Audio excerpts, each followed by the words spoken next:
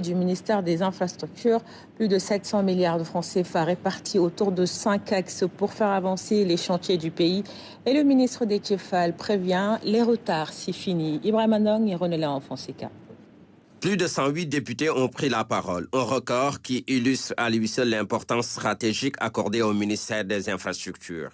C'est dans cette ambiance de débat nourri que l'Assemblée nationale a examiné et adopté le budget 2026 du département, arrêté à plus de 716 milliards de francs CFA.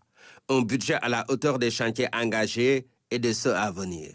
Équité territoriale et développement, infrastructures portuaires et aéroportuaires, modernisation du transport routier et ferroviaire, infrastructures sociales et administratives, ainsi que le pilotage et la coordination des programmes.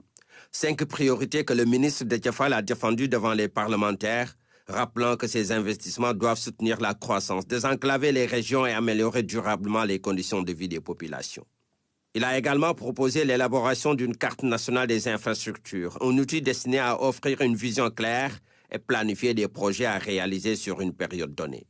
Le ministre a par ailleurs adopté un ton ferme à l'égard des entreprises en charge des chantiers de l'État.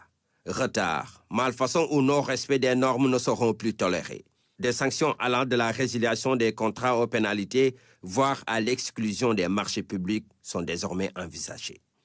Concernant les chantiers inachevés ou suspendus, Déthié Fall a précisé que des études techniques sont actuellement menées sur instruction du chef de l'État pour établir un diagnostic complet. À l'issue de cette phase, les travaux reprendront afin de finaliser les projets déjà lancés et enclencher de nouvelles infrastructures.